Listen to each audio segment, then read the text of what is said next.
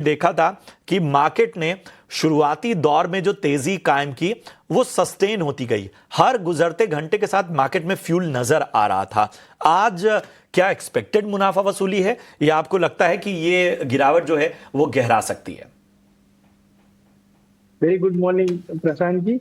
देखिए, मार्केट अभी एक रेंज के अंदर घूम रहा है। रेंज नीचे की तरफ जो है वो 24,500 और ऊपर में 25,101 रेंज में अंदर घूम रहा है। मेरा मानना है कि 2 दिन पहले जो गैप डाउन हुआ था एक अच्छा बाइंग अपॉर्चुनिटी था। फिलहाल हम लोग स्टॉक स्पेसिफिक अपॉर्चुनिटी देख रहे हैं निफ्टी में। हालांकि जिस तरह से हम लोग देख रहे हैं कि पिछले 2 दिनों से मार्केट ने एक फ्लैट ओपनिंग करके या गैप डाउन ओपनिंग करके एक अच्छी रिकवरी दी थी, तो स्ट्रेंथ है। और आज भी देखे कि लोअर एंड से हम लोग देख रहे हैं कि निफ्टी में 50 पॉइंट की ऑलमोस्ट एक रिकवरी आ गई है।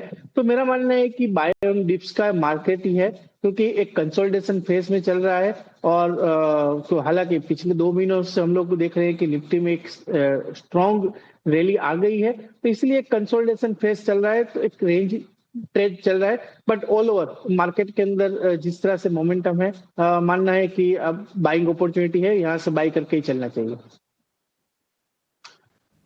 ऑलराइट, चलिए, तो यहाँ पर क्लियरली आपने बाजार की एक राय दे दी है, लेकिन हमारे साथ दर्शकों का जुड़ना भी शुरू हो चुका है और अंकिता हमारी दर्शक फोन लाइन पर हमारे साथ सबसे पहले हैं। अंकिता, हाय, गुड मॉर्निंग, कहाँ से बोल रहे हो आप? गुड मॉर्निंग, कोलकाता से। कोलकाता से, ओके, लवली। बताइए कैसे आपकी सहायता कर सकते हैं आज?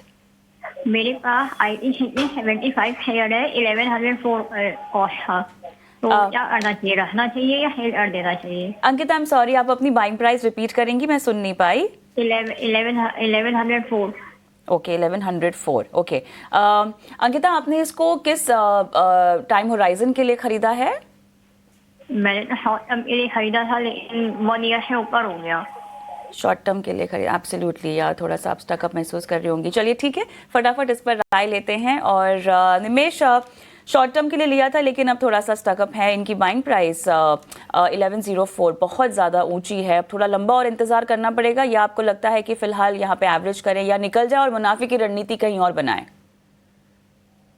देखिए, सबसे पहले मैं एक एडवाइस दूं, अगर आप अपनी प्रोफाइल डिसाइड कीजिए। अगर आप ट्रेडर है तो एक स्टॉप लॉस के साथ काम कीजिए। अगर आप इन्वेस्टर है तो आप लॉन्ग टर्म का नजरिया रख के प्लान कीजिए। जब भी हम लोग अपनी प्रोफाइल मिक्स मैच कर देते हैं, यानी ट्रेडिंग के लिया था, घाटा हो गया तो लॉन्ग टर्म के लिए रख दिया, ऐसा करने से आपको मार्केट में लॉन्ग टर्म में पैसा नहीं बनेगा। तो डिफाइन सबसे पहले आप अपनी ट्रेडिंग स्ट्रेटेजी या ट्रेडिंग प्लान कीजिए। अब रही बात IRCTC की, तो IRCTC के अंदर देखिए, रेलवे सेगमेंट के अंदर एक IRCTC ऐसा स्टॉक है, पिछले 3 सालों में इसने अंडर परफॉर्म किया है। मेरा मानना है कि लॉन्ग टर्म के लिए जिस तरह से अभी नई कंपनी के बिजनेस मॉडल है, लॉन्ग टर्म के लिहाज से आप डेफिनेटली होल्ड कर सकते हैं। शॉर्ट टर्म के लिए मेरा मानना है कि स्टॉक एक रेंज के अंदर घूमेगा। नीचे की तरफ जो सपोर्ट एरिया बन रहा है वो 750 और ऊपर में 800, ये 750 से 800 के बीच में घूमता रहेगा।